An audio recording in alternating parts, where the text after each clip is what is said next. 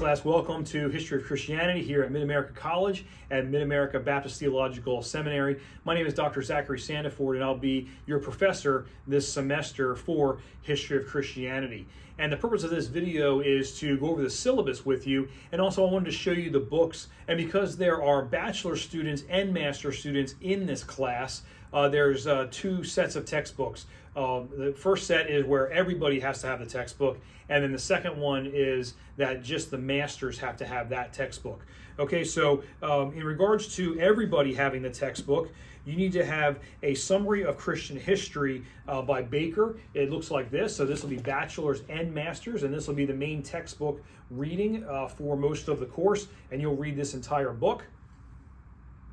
And then next is the religious history of America by Gustad and Schmidt. And this is, there's no dust jacket for this one, but this will be the textbook that everybody has to have. The master students will read the entire book, but the bachelor students will have selected readings out of the religious history of America. So everyone has to have that textbook. And then the third textbook, which is for the masters only the master's students have to have this, is Documents of the Christian Church by Bettinson. Of course, bachelors, you can get this if you want, and it's the actual original documents of the Christian Church, but master's students must have this book. And you'll see that in the syllabus with the reading schedule about who is reading what and when. Also, your research paper is going to be cited differently based on you being a bachelor student or a master student. For the bachelor students, you're going to be citing your paper in MLA style, and this is the MLA Handbook 9th edition. I would highly recommend you getting this. It's not, you don't have to buy it, it's optional, but this will help you with citing your paper with the in-text citations and your works cited page, and also how to format some things within the paper. So that's for the bachelor students, MLA handbook. And for the master students, you're going to be citing your paper based on the Turabian format. This is a manual for writers by Kate Turabian, and this is also the 9th edition, and you will need to have this. I highly recommend that you, if you haven't purchased this yet, to buy this, because this is your citation source for your research papers. And this will help you with formatting the papers, the spacing of the paper, footnoting, because Turabian is not in-text citation. Turabian is footnotes, and there's different formats for that. Also, the structure for your headings, your title headings, for your title page, your table of contents. Everything you need to know is in this book here. So I would highly recommend that you purchase this book, manual for writers, if you haven't done so yet. Okay, so those are the books we're going to need for the course, and now we're going to move into the syllabus. Hey class, we're now going to go over the syllabus for History of Christianity. This is a master's level course and a bachelor's level course. So the master's level is CH6001 and the bachelor's is CH3001, and you see the dates there: fall 24 semester, August 21st until December 11th of 24. You see my contact information there on the left, Dr. Zachary Sandiford, the school's address, my cell phone number, and my email address. Usually we'll communicate through email, so make sure you're checking your email regularly. But if you have any issues or urgent need, go and text me whatever the issue is to my cell number, and I can respond to you quickly. I have my cell on me all the time. And make sure you put in the cell message who you are, because it'll just come up as your phone number. So make sure you say who you are. And residential students, Tuesday, Wednesday, and Thursday are the classes, and it's at 12:30 p.m. until 1:20 p.m. And then online students, just make sure that you are logging on 3 times per week. And again, the lessons are pretty much like 3 modules or 3 sessions per week. So just log in 3 times per week. Course description: History of Christianity is a 3-semester hour survey of the Christian faith and church from the intertestamental period to the present. The course focuses on the background of early Christianity, the beginning methods by which Jesus and his disciples founded the faith, and the consequent spread of his followers throughout the world. The course will examine key historical figures and events as it tracks Christianity's progression from the time of Christ until today. So that's the course description from the catalog. There's some course objectives of what will occur. If you take the course, you'll have these educational objectives on the other side of the course.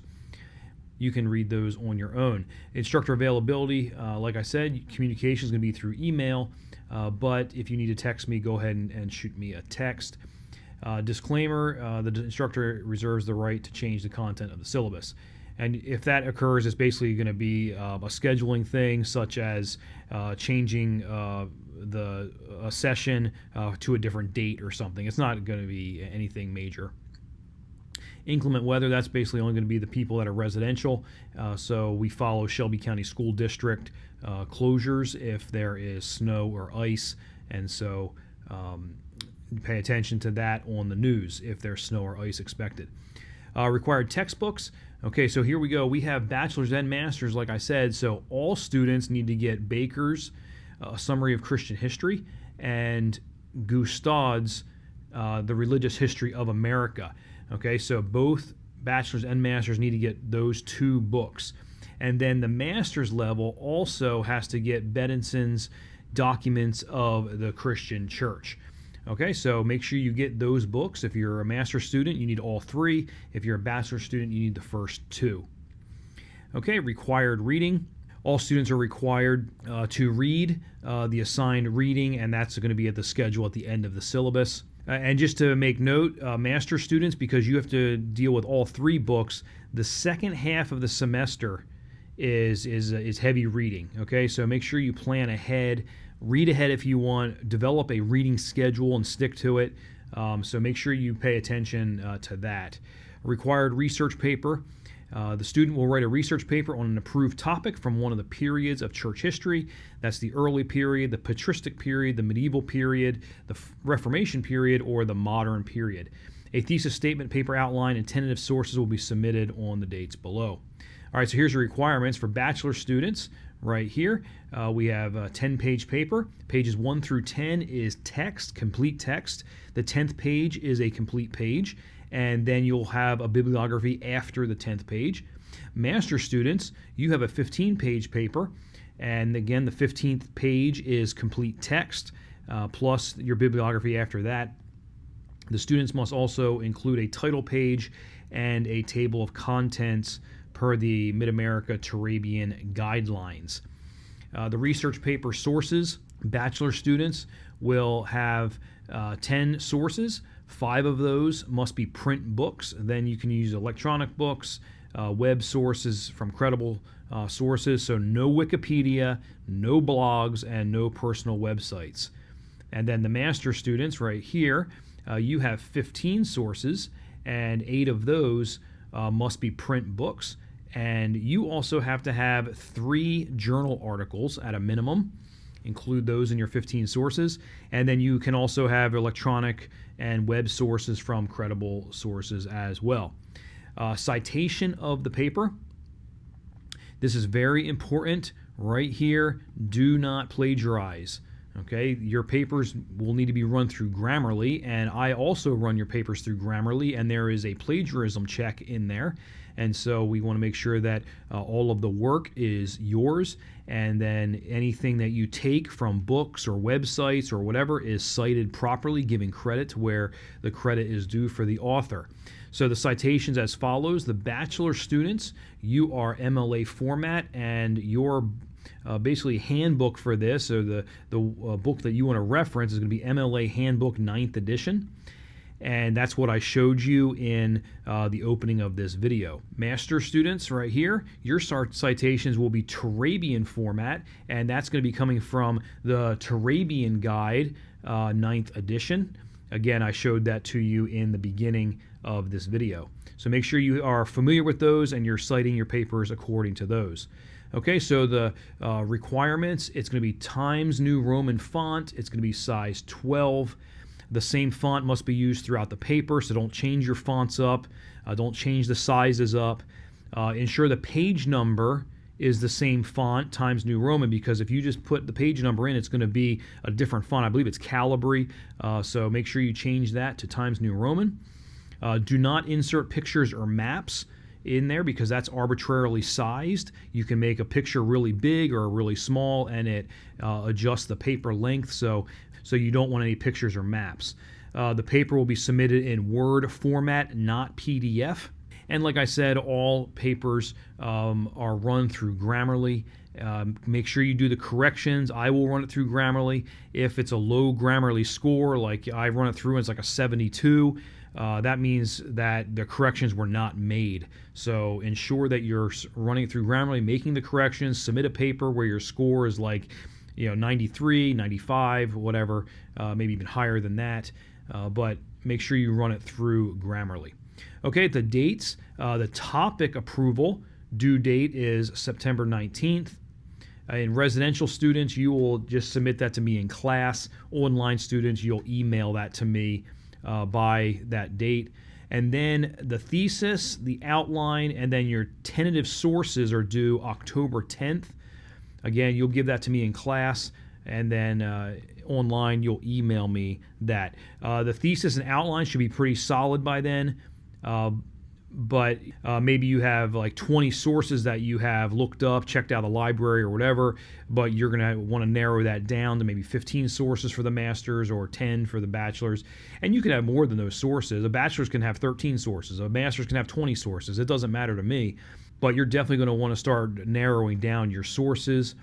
So those are tentative sources. And then the research paper due date itself is November 21st by 11:59 p.m. Central Standard Time, and all students will email me their paper. So residential students, please do not bring a paper to class and hand it in to me because it's got to be electronic so I can run it through Grammarly. Okay, master's students only will also have a book review. Okay, so here's the description. Master's students will write a 5-page book review on The Religious History of America by Gustad. That's a 1-page introduction about the book and also about the authors and a background of the authors, a 2-page summary of the content of the book, and then a 2-page strengths and weaknesses and opinion of the book. The book review must have a title page, but you do not need to have a table of contents for the book review. But please have a title page according to Turabian. Your book review will be due December 5th by 11:59 p.m. Central Standard Time. And again, email me the book review. Late work. Make sure you plan ahead. The only thing that will be late in this class will be some sort of a paper or book review you turn in. So make sure you plan ahead and schedule ahead. Any late work will get a 5-point deduction per day, which includes weekends. So if it's due on Thursday or Friday or whenever it's due and it goes into the weekend, don't think, well, I'll have till Monday and I can keep working and no deduction for those days. No, it's emailed to me. I look at the email timestamp of when it's submitted. So so plan ahead, stay on track, and you'll be okay. All right, there's 4 exams in this course. They're sectional exams and they're non-cumulative. And you see the dates here. Exam 1, 2, 3, 4 is September 12th, October 3rd, November 7th, and then the final exam is December 11th, and that is 10:30 a.m. for the residential students. The online students, all of your exams will be proctored, so there's going to be basically a time frame for these exams to be open, so you can set up a time to get with your proctor and take the exam and all of that. So you'll have a range there in Canvas. So you'll be able to see that. But other than that, the residential students, it'll be in class with a paper exam, and I usually grade those and have them back to you the next day.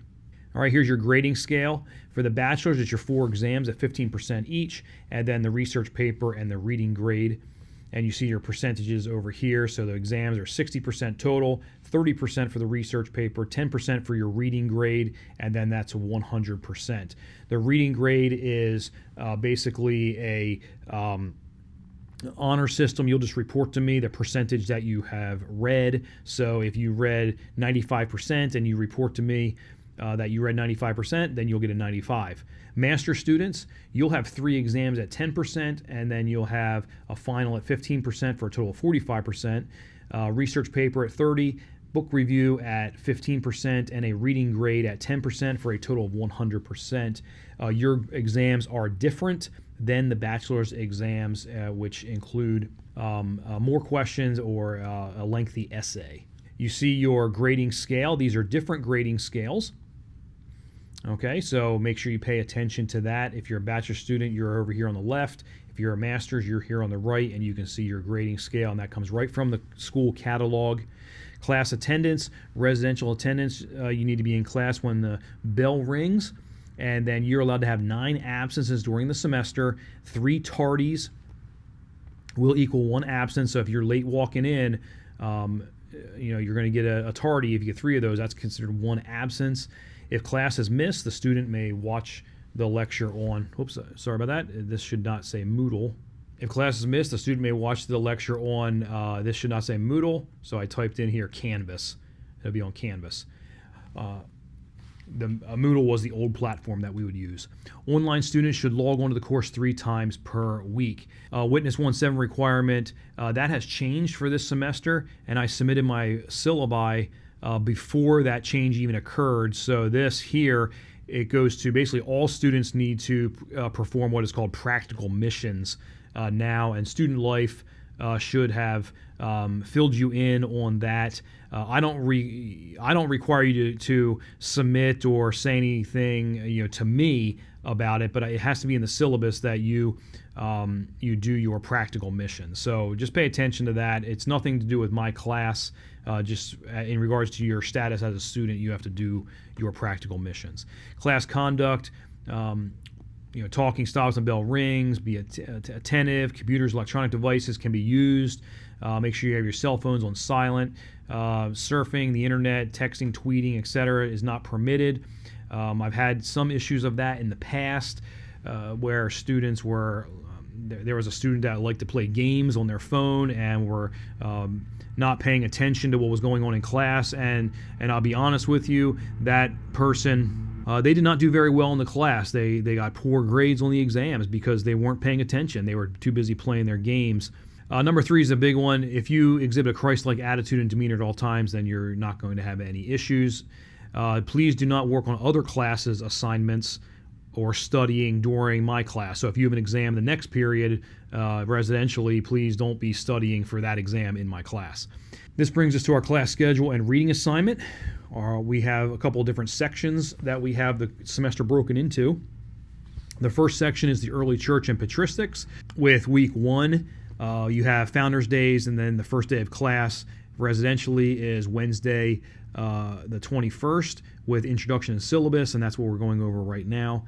And then session 1 is the early church. Week 2, we have the apostolic period, the early patristics and persecution, and the schools and teachers for week 2. And then pay attention to the reading schedule on the right. There's no reading the first week, but there will be reading starting up on the second week with Baker. All students must read pages 1 to 56, and then master students begin Bettinson 1 to 29. Then we have week 3, Constantine, monasticism, Donatism, Arianism, and the Council of Nicaea, the Cappadocians, and Ambrose. Again, the reading. And then week 4, we have Chrysostom and Jerome, and then Augustine of Hippo. No reading that week. You can read ahead if you want to, but you'll probably be preparing for exam number 1 right here. Then we move to section 2 of our class, medieval Christianity. We start looking at the papacy, Eastern Christianity, Charlemagne, and decay, and you see the reading. The research paper topic is also due week 5. Week 6, we have Against Islam and the Crusades, the Golden Age and Scholasticism, and then Collapse and the Great Schism for week 6. And then week 7, pre-Reformation activities and humanism, and then colonial Christianity, and then we go to exam number 2. That colonial Christianity is not like the 13 colonies of the United States. That colonial Christianity is once the New World has been found, then missionaries going and establishing, mainly from Spain, establishing missions in the colonies of those countries that are spreading out. Then we get to section 3, which is the Reformation, Puritanism, and Pietism. We have Martin Luther, Ulrich Zwingli, John Calvin, research paper, thesis, outline, and tentative sources are due. Then we hit fall break there for week 9. Week 10, we come back from fall break, and we have the Radical Reformation, the English Reformation, and the Counter Reformation. And you can see the reading there. Now, the reading has expanded because we've now added Gustad for the master students, pages 1 through 48. And then we get to week 11, the 30 Years' War. We see Puritanism and Reformed Orthodoxy, and then Rationalism. And we now pick up the bachelor students reading Gustave, pages 49 to 73, because the bachelor students will not read the entire book for Gustave, just some select portions. But master students, you'll be reading the whole thing because that's your book review, and you can see your schedule here on Gustave is 49 to page 118. But again, don't forget, all students are still continuing to read Baker right there. Okay, week number 12, we have Spiritualism and Pietism, and then that brings us to the First Great Awakening and exam number 3. And then that brings us into our final section of the class. We have the Second Great Awakening, Manifest Destiny to the World War I, and then New Religions, and we see the reading schedule here with what's assigned. Week 14 is Western European Christianity, Charles Spurgeon, Eastern Christianity, and then the mission movement of the 19th and 20th century. That brings us to our research paper being due, and that goes right into Thanksgiving break. Catch up on reading if you need to. After Thanksgiving break, we come back with Protestantism in the United States, and then the SBC deterioration and the conservative resurgence, and that's actually where we stop our class for the teaching, and for the information is the conservative resurgence. And then that'll take us into a final exam review. The master students, your book review is due right here, and then that takes us into finals week for week 17. Now, finals week for the online students is going to be, again, getting with your proctor. You'll have a date range to be able to take your final exam, but final exam for residential students will be in class on December 11th at 10:30 in the morning. We have a bibliography here that's part of the syllabus, and if you need help with getting books or maybe something that jumps out of you of interest and you want to start studying up on that or writing about that, then there's some other there's books here in the bibliography that you can take a look at. This is the rubric that we use for grading research papers. You can take a look at that, but basically what it is like if you're presenting your ideas well, you'll get a high grade. If it's flowing well, again, a high grade. If it's like real choppy, you're jumping all over the place, you're going to get a lower grade for that section. Style, you're using words properly. You're not using phrases like hit the nail on the head. You're explaining your sentences well, or explaining your thoughts well in your sentences. MLA, but this is also Turabian. If your citations are good, your in-text citations for MLA, your footnoting, your spacing for Turabian, that's going to be this section. And mechanics is going to be your punctuation and use of grammar, making sure that you're not jumping your tenses from like present tense to past tense. You want to make sure that you are consistent through your paper. So anyway, what happens then is this becomes averaged, and you'll get your grade. This is the reading signature page. Again, you need to have a reading signature page in the syllabus. I don't use this. Your reading signature is going to be emailed to me. If you're an online student, at the end of the semester, you'll email me that says, I read 95% of the reading. There'll be instructions in Canvas for that. If you are a residential student, the final exam, the last question will say, what percentage did you read? This is the syllabus signature page. For online students, just shoot me an email at the end of this video, just real quick, and say, I received the syllabus, and that will be your signature. But if you're in class, I will give you this page in class, and you'll sign it.